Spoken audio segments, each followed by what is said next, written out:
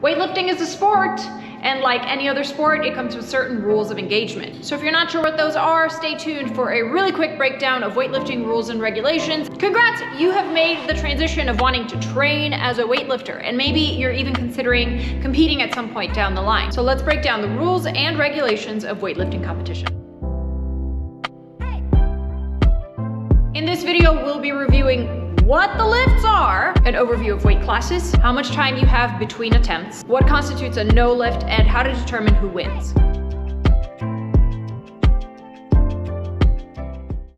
The sport of weightlifting is made up of two competition lifts. First, we have the snatch that takes the bar from the ground to overhead in one movement, and then we've got the clean and jerk, which is actually two lifts. They're performed together. I know. In competition, they're done back to back. You get 3 attempts at each lift, each one progressively heavier than the last, and your heaviest snatch and your heaviest clean and jerk put together, that creates your total. Remember, if you're brand new and you don't know any of this, head over to the link in my bio for my free Weightlifting Foundations guide.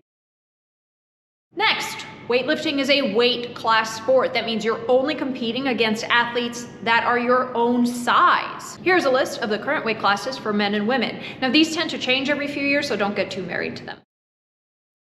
Lifting order might be the most confusing part of the game, so let's break it down a little bit. Once the competition starts, the weight on the bar can only increase. Athletes declare weights that they want to take both before the competition starts and once the ball is already rolling. Athletes lifting lighter weight will go towards the start of the session, while athletes lifting heavier will go towards the end. Once your name is called, you have 1 minute to take the attempt, meaning to start the lift. If you fail it and you follow yourself, then you get a 2-minute clock. If you don't make it out to the platform within that 1 minute and you don't take your attempt, it counts as a no lift. If you succeed at the attempt, you are granted a 1 kilo automatic increase until you or your coach declare another weight, meaning if you want more than 1 kilo, you gotta say something about it. How much time you have between attempts really depends on what everybody else in your session is attempting. So the moral of the story here is get a coach.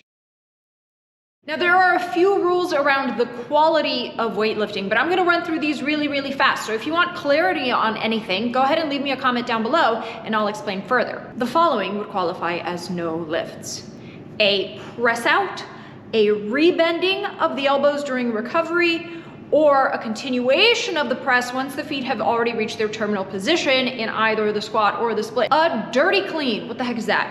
Basically resting the bar at any point lower on the chest before it reaches its terminal position, right? If you rest it somewhere intermediate and then it finishes somewhere else, that is no good, it's a no lift. There is no lifting from the hang or pausing at any point during the pull. Basically, once it leaves the ground, it has to keep going. Elbows cannot touch the knees or the thighs during the clean. Only your feet can touch the platform. You have to fully extend the knees after the clean and before the jerk, right? So we're not going into like a cluster or a thruster kind of thing. Any incomplete but apparent attempt to jerk counts as a lift and is no good. This one is really important.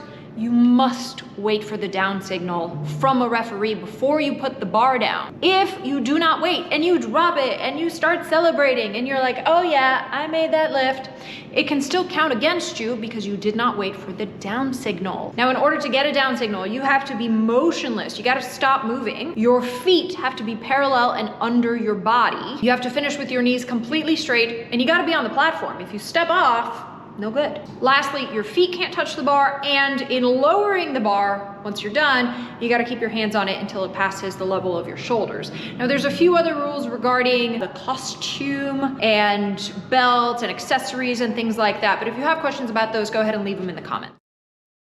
And then most important question is, who wins in weightlifting? Okay, this one's obvious. It's obviously the person who lifted the most weight. That is the highest combined snatch, highest combined clean and jerk, makes the total, boom, that person with the biggest number wins. And what happens if there's a tie? Then the person who hits that total first wins the gold. And that's it. Those are the rules and regulations of Olympic weightlifting competition as quickly as I possibly could. Now, if you want to get a behind the scenes view of what it's like during a meet, then check out my guide to your first weightlifting meet video so you can get that behind the scenes scoop. See you on the platform.